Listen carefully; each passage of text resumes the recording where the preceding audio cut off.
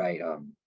Hello, everyone. My name is Hansel, and I would like to welcome you to our Diabetes Continuum of Care, Improving Emergency Preparedness for Diabetes Management Learning Collaborative. We have some folks who attended our previous session, and I believe we're going to be getting some new folks as well. So at this moment, I would like to encourage you guys to go ahead and introduce yourself through the chat box. Let us know your name, the organization you are from, your role, and how's the weather on your side of the world? I believe at this moment, some of us are experiencing a little bit of cold fronts. Some of us are experiencing rain. So you can just share with us what the weather is on your side. I know I'm from South Texas, and we are having a little bit of a cold front. I wouldn't consider it cold since we're about at 76 degrees, 78. But here in the valley, that is still considered cold. So at this moment, as I said, go ahead and use our chat box so you can start introducing yourself. Next slide, please. So before we get started, I would like to go over some housekeeping. To avoid background noise that could prevent some of you all from hearing what is being said, please make sure to mute your microphone, and that's going to be on your left-hand side. If you have any questions, you can go ahead and scroll over to the Reactions tab, and you can select on Raise Hand, and this will let us know you have something to say. You may also use the chat box to type out your questions, comments, or concerns, and one of our faculty on the call will answer your question or let us know the person that's doing the presentation about it, and they'll address it. When you decide to share, we encourage that you turn on your video. This makes the experience a little bit more personal. Next slide, please. So about a little bit about our Learning Collaborative. I've mentioned some of this in the first session, but I'll go ahead and mention it for this one for the sake of those that are new. Diabetes affects more than 34 million people in the United States. Studies have shown that multi-tier efforts to prevent, treat, and manage diabetes are critical in reducing the burden of diabetes, particularly for special and vulnerable populations. According to the 2018 Uniform Data System, the UDS, diabetes poses a unique challenge for HRSA Health Center program because of 1 out of every 7 patients has diabetes, and nearly 1 out of 3 of those have uncontrolled diabetes. To elevate the national conversation around diabetes, 14 National Training and Technical Assistance Partners, NTAPs, formed the Special and Vulnerable Population Task Force. The Special and Vulnerable Population Task Force looks to engage health centers, primary care associations, PCAs, health center controlled networks to increase knowledge of effective strategies that address diabetes among people who are experiencing homelessness or residents of public housing, migratory and seasonal agriculture workers, school-aged children, older adults, Asian Americans, Native Hawaiians, and Pacific Islanders, LGBTQIA+ people, and other health center patients.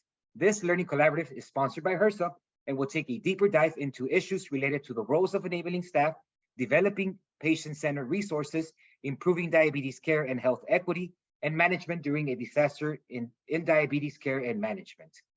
As a reminder, you can feel free to visit our website for the previous slides and presentations that we have offered. Next slide, please. And here we go ahead and show all 14 organizations and their logos.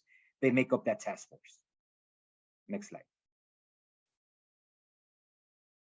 Today, I'm accompanied by Dr. Jose Leon. If you can go ahead and wave. Myself, Hansel Ibarra, Health Strategy Specialist with MHP Salud. I apologize about that. I didn't fully introduce Dr. Jose Leon. He is the Chief Medical Officer for National Center for Health in Public Housing. One more time, myself, Hansel Ibarra, Health Strategy Specialist with MHP Salud.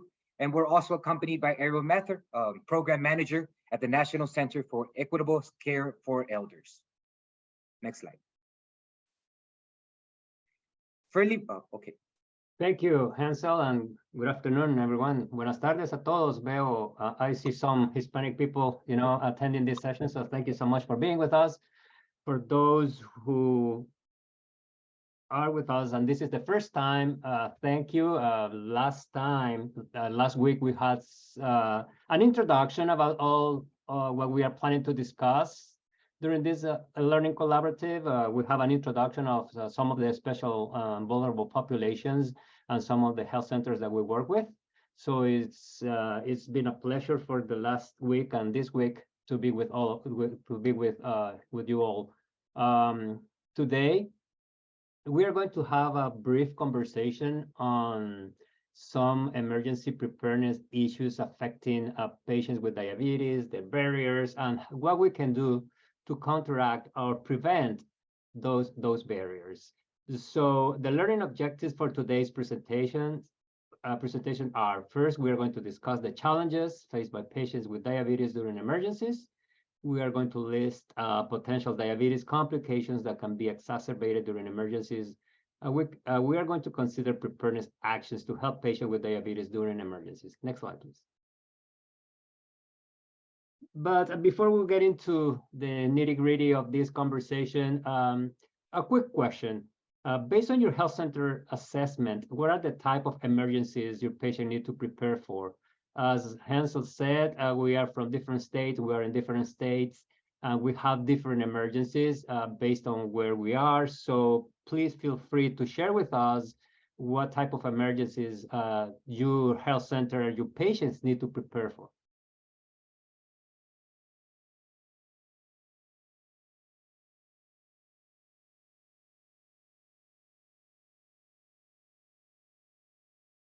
Thank you, Ariel.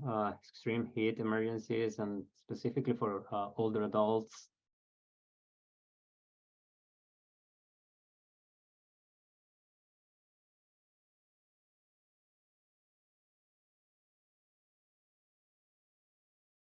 Anybody else? We provide training and technical assistance to health centers located close to public housing development. So in addition to older adults, we have people with disabilities, and transportation issues is always a big issue for all of them, regardless of the emergency. And see that Hansel mentioned that language barriers, Marcel is saying power outage. All right. Extreme cold. That is right. So we are still in the last week of winter, and even though it has been a mild winter, for some people is always an issue. Anything that is related to the winter and cold and everything else. So thank you so much for sharing.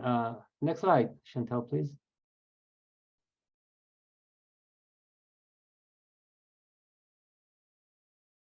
So there are several organizations working on emergency preparedness, the federal, state, and community level. I am quite sure that all of you have developed partnerships and have developed agreements with these organizations, and have participated in different trainings. So you are more prepared to help those patients. Specifically in this case, we are going to be talking about patients with diabetes. But if you visit FEMA, this is just an example. FEMA has a series of videos for community health organizations, including community health centers, to prepare for emergencies. So that we have a video. I'm not sure, Chantal, we can play the video. What actions can you take to prepare your community-based organization for the unexpected? One action you can take is to establish a communications plan. When disaster strikes, you must quickly and accurately communicate what happened and your plan of action. Plan now for how you will deliver important messages to different audiences like your staff, customers, partners, and the news media. Email alert systems and phone trees can be used to spread information quickly. Be sure to have remote access to your phone, texting, and social media platforms. Visit ready.gov/open-training to begin preparing your organization for the unexpected today. Thank you, Chantal. Next slide, please. So every time we have an emergency, every time we have either a natural disaster or a man-made disaster, we need to get ready. We need to be ready in advance, making sure that we have our staff ready, and that everybody has already participated in different activities, so our patients do not suffer the complications of any natural disaster or man-made disaster. So another quick question for those participating. Which of the choices below is considered an immediate challenge faced by patients with diabetes during emergencies? So we have some options: access to healthy food, having enough medication, access to care, or all of the above.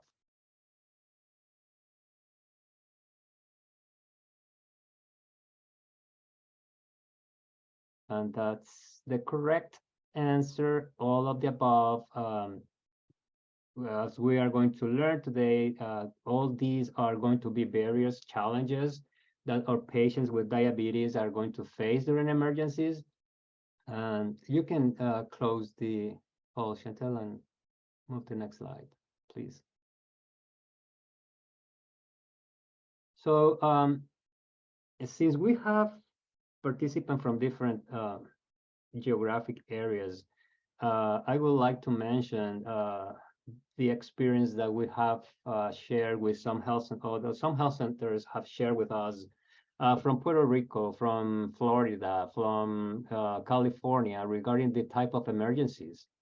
In addition to natural disasters and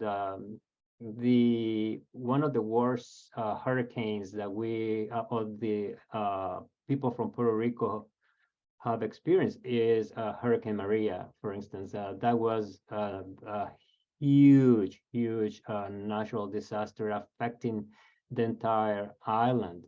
But at the same time, we need to get prepared for other disasters like pandemics. We are still trying to get out of the COVID-19. If you have been reading a couple of new threats are being mentioned, H5N1, for instance, which is an avian flu, is another type of virus that can also affect our populations. We, because of the times that we are living, bioterrorism is a huge issue as well. And even though nobody can be extremely prepared to face any of these issues, we need to make sure that at least we have a plan, and that plan can be adapted to any of these issues. Terrorism is another one, and the main concern for those who are being affected is that we lose power, so we have no electricity, no referees, no means of communication. The transportation is affected, and the issue specifically for patients with diabetes on how to obtain healthy food, how to get their insulin or the other medications are the main concerns. So there will be nothing new when you have a patient with diabetes. I mean, we are going to still have the same type of complications for someone with diabetes. The only problem is that a natural disaster can exacerbate these complications. The next slide, please. So what is happening is that we need to develop a plan. So people with diabetes are prepared even before, during, and after the disaster that is going to take place. There are some of them that we can say, oh, there is an alert that we are going to be hit by a hurricane. There are others, natural disasters, that probably we can get little or no information at all, an earthquake. So, and it's going to be as destructive as any hurricane, and probably more, because it doesn't give us time to prepare. So if you have patients with diabetes, the preparation, everything, the planning needs to be something that is ongoing, something that people need to be ready for any kind of disaster, because as I mentioned, there will be some type of either natural disasters or man-made disasters that are not going to give us time to prepare. Next slide. We went over this slide last week, and this is from a study that was conducted 2 years ago. And we are showing the challenges of routine diabetes care during COVID. So all these are reported by primary care clinics, either health centers or safety net providers or free clinics. And they mentioned that one of the main challenges was that they had to lock down, that they have to close the clinics, that they have to, as a result, there was a decrease in patients' capacity or in or outpatient capacity. There was some staff shortage. And if you are quite familiar with the COVID-19 survey that is being released by HRSA every 2 weeks, the staff shortage is still the main concern for some of the health centers who are providing services during the COVID-19 pandemic. The other one is medicine shortage, unaffordable medicine, delayed care seeking, transportation difficulties, specifically for those who are seniors or who are disabled. And there is something that we generally do not pay attention to, and however is extremely important to mention. And sometimes we have patients that we know they are diabetic. However, there are some cases people do not know they are diabetic, and yet they have an undiagnosed case. And what you can have during an emergency is a patient with a complication from diabetes. So we need to make sure that we keep that in mind. That is not only that in our clinics, we can have not only patients that we already know, that we are familiar with, that they are patients with diabetes, but sometimes we are going to have a new patient coming to the clinic with some symptoms that we need to make sure that we are ready to provide the services, because undiagnosed cases of diabetes are common during emergencies. Next slide, please. There have been some surveys, some studies on what the main concerns are when we have an emergency.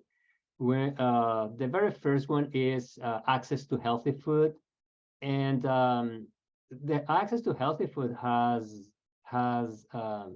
some issues that are being affected by. For instance, if you lose power during an emergency, all the food that you may have or you have in your refrigerator may be damaged or may be spoiled. So you have to get rid of everything that you have, and probably you have to access new food. So there was an interview on diabetes self-management. Specifically, patients with diabetes were asked what were their challenges during emergencies. The other one was in regards to diabetes management, making sure that they have access to healthy food, that they can exercise, that they can have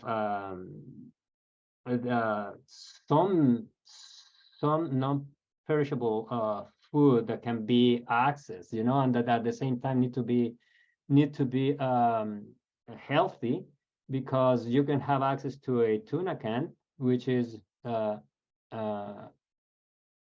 something healthy, but if there is an emergency and you don't have access to anything else but peanut butter, so probably that's something that you have to eat, even if you have a chronic medical condition. Next slide, please. So in the community, one of the main concerns was how to work together, how to get the food. Health centers have community partnerships, and they are working with some organizations, making sure that during emergencies, their patients with diabetes have access to healthy food. The other main concern is access to medications, and either because patients do not have enough supply. As you know, during an emergency, the idea is to provide 90 days supply of the medicines or the medications that the patients are on. if your patient is on insulin, if your patient is on any of the oral medications, you need to make sure that they have a supply of 90 days, so they don't stop taking their medication or injecting their insulin, because that is crucial for those patients with diabetes. And next slide, please. In the community, the main concern is sometimes there are some issues regarding how to obtain medicines. The previous slide on COVID-19, for the very first 1 or 2 days, the health center may be closed. There will be other places where you can obtain some medication, but these can be closed as well. So let's make sure, again, that the patients have access to the amount of medications that they need for 90 days. That's going to be a challenge for patients. That's going to be a challenge for everyone who is affected by any chronic medical conditions, and not only diabetes. We can mention hypertension or cardiovascular diseases or any other condition. Most of the patients that I am familiar with that have diabetes may have another chronic medical condition. So we need to make sure that we address not only diabetes, but the other chronic medical conditions as well. And next slide, please. In regards to diabetes supplies, one of the main concerns during some of these natural disasters, and specifically hurricanes, was access to insulin, and whether or not the type of insulin that the patient was on was the type of insulin that could be provided to the patient. There are some stories from Puerto Rico talking to some of the health centers that the power went off in Puerto Rico, and people believed that the insulin that they have in the refrigerators were not good anymore, so they threw away insulin.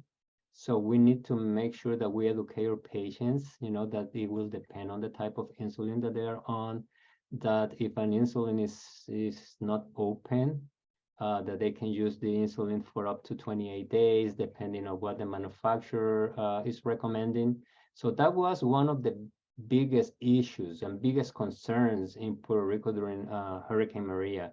That many patients with diabetes just threw their insulin away, believing or thinking that the insulin was not good anymore. Next slide, please. In regards to supplies, we are talking about not only the insulin, but everything else that they need. Patients are going to need a syringe or syringes. They are going to need alcohol. They are going to need other resources and other supplies that they need to have and they need to get in advance. Next slide, please. So the other main concern regarding the diabetes supply was flooding. Since when we have an issue like a hurricane, there are no transportation. So patients that cannot go to the clinic get access to the oral medications that they are on, or insulin or any other medication. So the flooding and the lack of transportation was mentioned as one of the challenges for patients with diabetes. So we need to make sure that even before a hurricane or an earthquake or any natural disaster, we have a system in place where we make sure that our patients are getting the medications that they need. Next slide, please. So another quick question, this is regarding wound care. And wound care is an important priority for patients with diabetes during an emergency. True or false?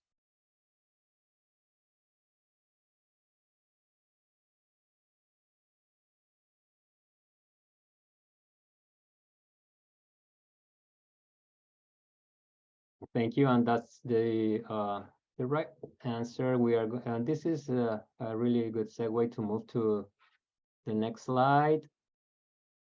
Because we are going to talk about diabetes complications. So we've been talking about barriers. We've been talking about lack of transportation. We've been talking about access to healthy food. We've been talking about loss of power. So all these issues or all these challenges are going to exacerbate the acute and chronic complications of diabetes. For those who are familiar and for those who aren't, just a quick reminder of what the complications are. People with diabetes are more likely to have strokes, to have cardiovascular diseases, to have some kidney issues and some neuropathies, specifically in the lower limbs. Foot damage is a big issue due to the peripheral vascular disease or the diabetic neuropathy. So to go back to the previous slide, and we were asking the question about wound care and why wound care is important with those with diabetes. If the person or if the patient with diabetes has uncontrolled diabetes, and this patient has a wound during an emergency, it will be more difficult for this person to get this wound healed. So we need to make sure that this patient receives immediate attention, making sure that we review their immunization status, specifically for patients who have not received the TD vaccine or the Tdap vaccine. Making sure that the patient received the vaccines, or if the patient has received a dose of the vaccine for the last in the last 5 years, and the other issues affecting, or the other chronic condition or chronic complications that we need to mention are cataract and issues.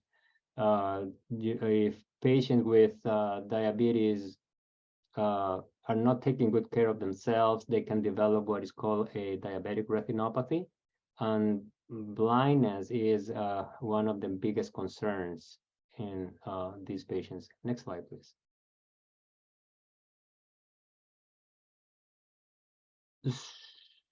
Even when there are no emergencies, and this is taken from CDC, we can see the number of people who were affected by acute complications of diabetes. Specifically, we are mentioning hyperglycemic crisis and hypoglycemia.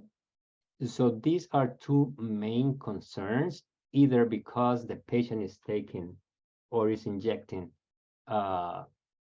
taking more medication that they need, or getting more insulin that they need. Hypoglycemia is a medical emergency. We need to make sure that we understand and we can identify signs and symptoms. And based on that, if we don't have the resources to treat the patient, we need to make sure that we refer our patients to the nearest emergency room. It's my understanding that there are some health centers working with hospitals. For them is more, or is easier to refer patients. However, for those who are not close to a hospital, we need to make sure that we identify signs and symptoms of any of these two acute complications, and either treat the patients immediately or refer the patients immediately. Next slide, please. For those patients with hypoglycemia, there are several protocols. This is just one on how you can identify patients with diabetes, and depending on the level, there are several ways that you can treat the patient. I'm not going to go over treatment guidelines today. It will depend again on the type of patient that you have, the type of emergency, the the supplies that you have, whether or not you have access to medications that you can use to treat these patients. But we need to make sure that at least we can identify our patients depending on the type of hypoglycemia. Just to go over different levels, if it's less than 7 milligrams is a level 8, a level 2 is lower than 54, and a level 3 is severe hypoglycemia associated with cognitive impairment. So this is extremely important to identify during emergencies, making sure that our staff is trained, and our nurses, our doctors, and everybody who is going to be taking care of our diabetic patients. Next slide, please. Again, this is another protocol on how to treat hypoglycemia. We are going to share the slides with you in case you are interested in any of these protocols. But again, there are several institutions, organizations, hospitals. They have different protocols on how to treat these patients. We are not recommending one over another one. These are just guidelines. So make sure that you have access to them and understand what you need to do in case you have patients with hypoglycemia. Next slide, please.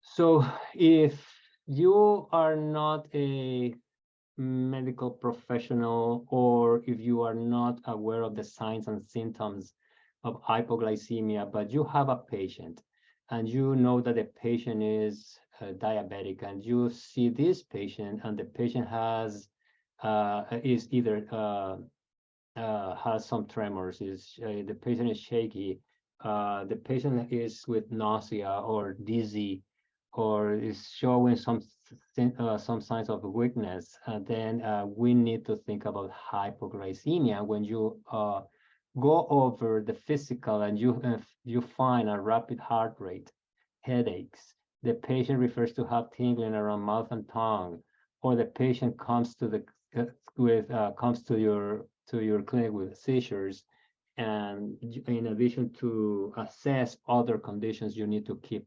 hypoglycemia in mind during emergencies. Next slide, please.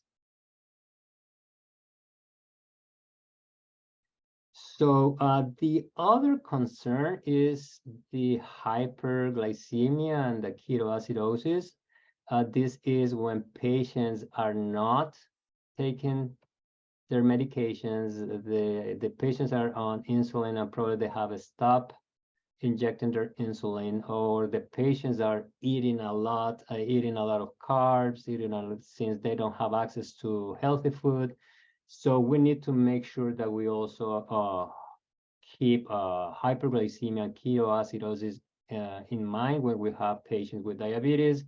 Some of the signs and symptoms include the high blood glucose. We can find glucose in the urine, frequent urination, increased thirst.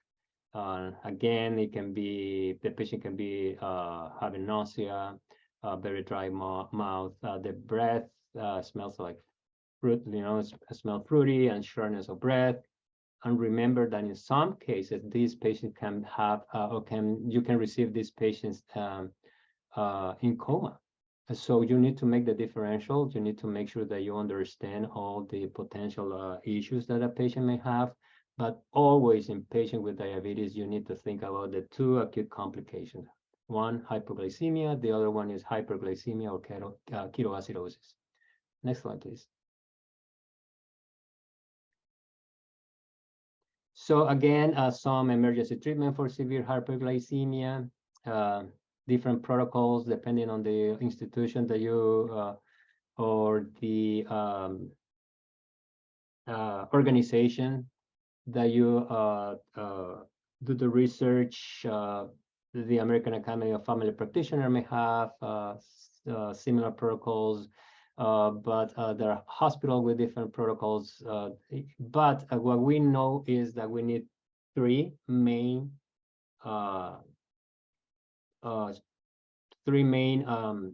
buckets let's put it that way, that we need to make sure that we cover, which are fluid replacement. We need to make sure that our patients don't get dehydrated. We need to make sure that we replace electrolytes in our patients, and patients may need insulin therapy, specifically those with hyperglycemia. Next slide, please. There are some protocols as well. I mentioned that in Puerto Rico during Hurricane Maria, the main concern was insulin storage, and that many patients threw the insulin away. There are some recommendations from different organizations, even on how to switch from one insulin to another one. FDA has some really good recommendations, some really good protocols. So let's make sure that we also review these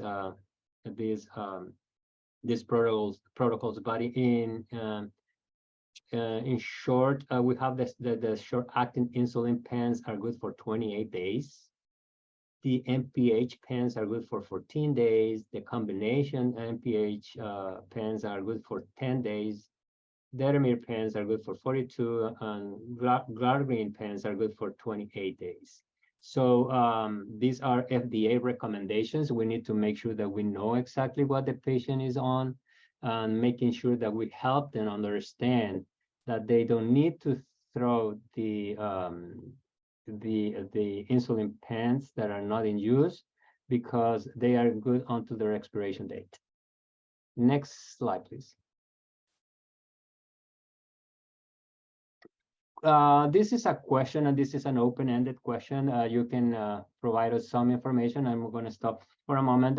We would like to hear from all of you. And during emergencies, what services do you provide to patients with diabetes? And I am asking specifically about the type of education that you provide during emergency.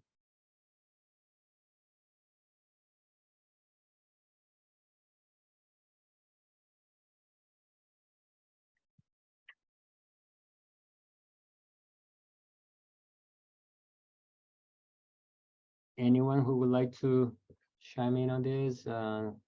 Let's say that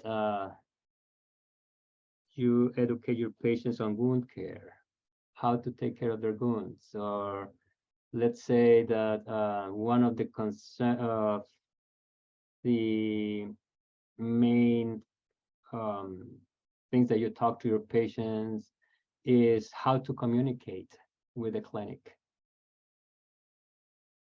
Marcel says that they educate patients on how to eat healthy. That's a big issue and a big concern during emergencies. Thank you, Marcel, for that one. Other concerns are how to storage your medication, your insulin, whether or not you need to have your kit ready, an emergency kit ready, and what you need to include in the emergency kit. Whether or not patient need to have an ID. So there are some patients with some tags specifically saying what type of conditions they have and whether or not they are on insulin. Insulin storage. Thank you, Francis. Very nice to see you, Francis, participating today. And these are main concerns, and these are really good services that you can provide in advance. There are some health centers, and talking to other health centers in different places in the United States, one of the services that they provide is making sure if they have a electricity, making sure that they charge their patients' cell phones, for instance, so they can communicate. As we saw previously, one of the main concerns for patients or challenges is that they don't have any access. They cannot communicate with their providers because their cells go off or they die on them. So there are some health centers open, and they have places where patients can just go to the clinic and charge their cells to make sure that they have communication with not only with the clinic, but with other community organizations as well. So next slide, please. Wound care, important for patients with diabetes, and something that we can tell our patients what they need to do. First, they need to wash their hands with soap and water, making sure that their hands are clean. And then rinse off the wound with warm water. Apply pressure and stop the bleeding, and apply antibiotic cream and cover with a bandage. These are for minor wounds. We are not going to ask our patients to try to deal with something that is major or something that will require a doctor or a clinician to take care of. We also can educate our patients on the signs of infection, what they need to watch. If there is a reddish line around the wound, which becomes black, make sure that you get immediate attention. Loss of sensations around the wound, that is because of the neuropathy that the patient may have. So let's make sure that we educate patients. You know, if you touch that area, you feel nothing, there is no pain, and it's red, please visit your doc immediately. Please go to your nearest emergency room, go to the health center, and make sure that you receive the medical attention that you need. If there are changes in the color of the skin, either it's red, blue, or it has greenish black, and wounds that repeatedly reappear in the same place. Also, we've been talking about foot ulcers, for instance. You know, some patients are not going to have the right shoes when there is an emergency. The shoes will be wet and damp. To make sure that that's going to cause a reoccurrence of these lesions. So all these things, we need to educate our patients, making sure that they receive this, they understand the signs to watch, and just provide the basics, you know, how to wash their hands, rinse the wound with warm water, apply any pressure or any antibiotic cream that they have. And if that's not good enough, if the patient starts developing fever or any of the other signs that we have here, please let them know that they need to go to the nearest emergency room or the health center, or during the emergency, or any place that is open and can provide some first aid services to our patients. Next slide, please. In regards to diabetes, I mentioned that there is nothing new, that because of emergency, because we have patients with diabetes and there is an earthquake, the patient is going to develop any sign or any symptom. And it is just take care of the same complications that they have. And that's the reason we say that prevention is the key. So let's educate our patients from the very beginning, what they need to do, how they need to do it, what signs and symptoms they need to be careful with, making sure that they receive and they have the phone number of the clinic, how they know how to access the clinic. If they live in an area where transportation will be a problem, they will have to go to a shelter or another place. So when they have the emergency, making sure that they are safe, that's the main priority. And second, that they will have access to the food, the exercise, the care, and the medications that they need. The American Diabetes Association has really good information on how to help our diabetic patients during emergencies. And the other one that I would mention is the last bullet point, the Diabetes Disaster Response Coalition. Even when there is an emergency and your patient has no more insulin, or the patient has run out of any of the medicines, you can contact them, and they are not going to provide you with the insulin, but they will identify places in your community where you can get this medication for your patients. Next slide, please.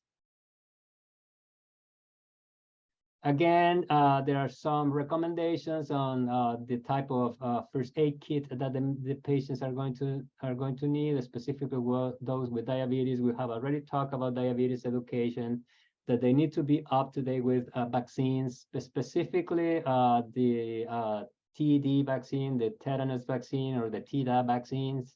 Those are the most important during emergencies.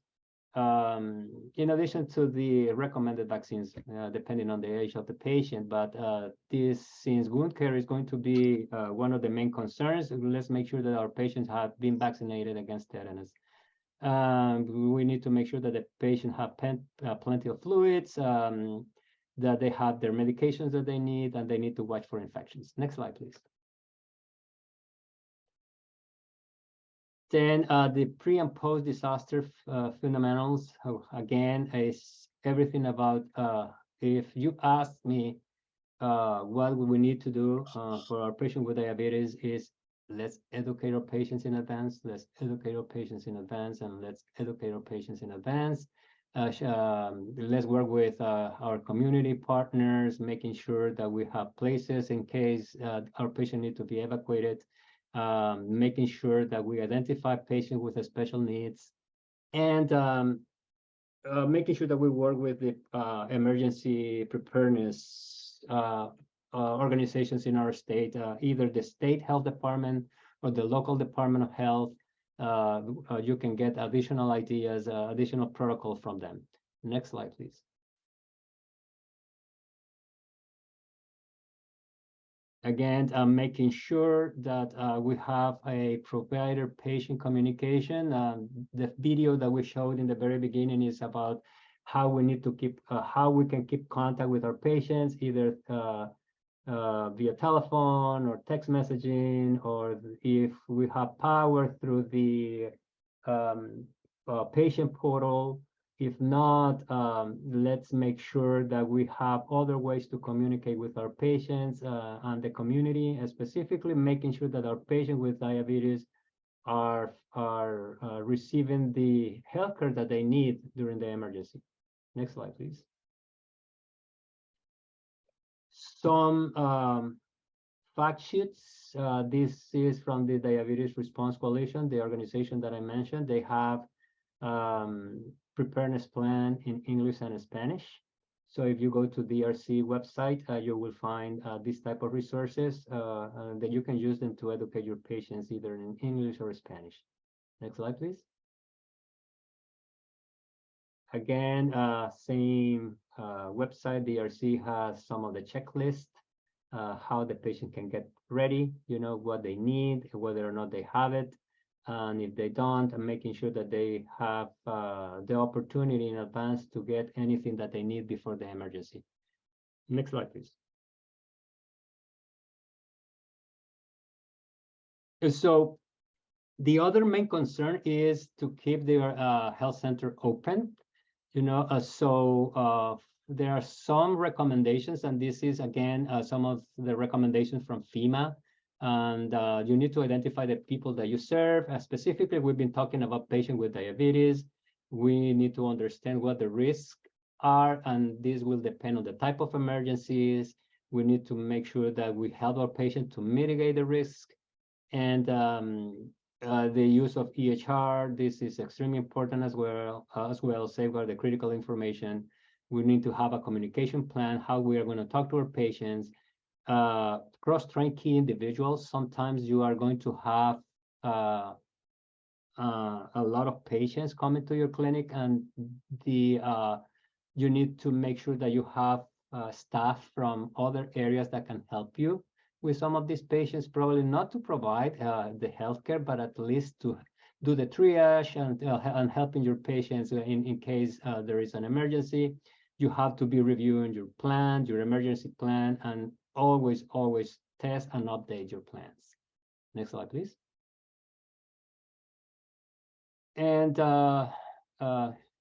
that's my last slide, Hansel and Ariel, and there is information on upcoming sessions.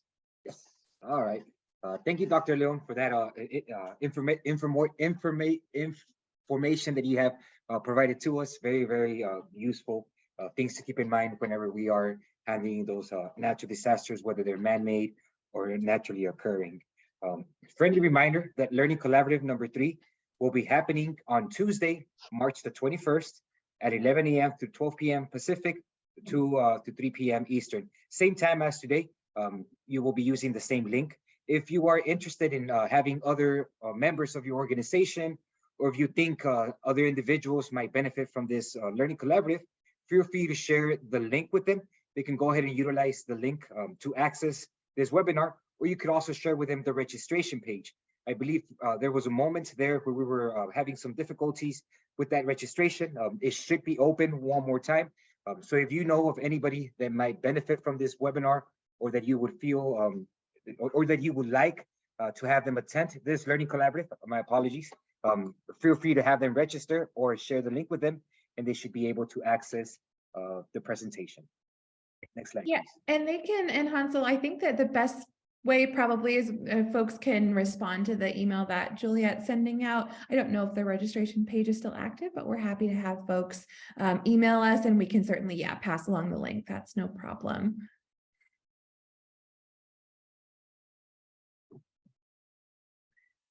All right, so we will launch a quick poll like we do for each of these sessions, but if we have any time for questions, I know there was lots of information around some of the barriers, some of the concerns for folks' physical health who are living with diabetes during emergencies. But as we saw in the previous slide, we're going to be able to dive in sessions 3 and 4 on strategies for communication, outreach, and then how we're kind of moving forward. So we're hoping that we can take this information and put it into action. So I know that sounds like many of you are very familiar with the barriers that your patients are experiencing. So we hope that next week we'll get some good examples around, again, outreach and how staff, especially community health workers, can play a role in making sure patients have what they need. And then we'll wrap up the series talking about other resources that are available, and hopefully, again, putting this knowledge into action. So we won't share the poll because it is anonymous, but we thank you for taking the time to fill it out. We'll have this recording up on the Google site that Juliet put in the chat previously. We can put it in the chat one more time, Juliet, the Google site, and we'll email that to folks as well. I know that scheduling can be tough, so I think we had some folks who weren't able to make today's session, but we'll make all the materials available to everyone, and we'll be sure to be in touch before next week's session with any reminders. So I don't see any questions in the chat. I do see a comment, Okay. Ariel, from Francis. My baby debuted with 792 milligrams per deciliter. Francis, was this during an emergency, any hurricane? I mean, we discussed so that sometimes we have patients who we don't know that they are diabetic, and all of a sudden during an emergency, we have, the cases like your baby. I'm not sure whether this was during any emergency. Okay, it was during an emergency event, and thank you for sharing that.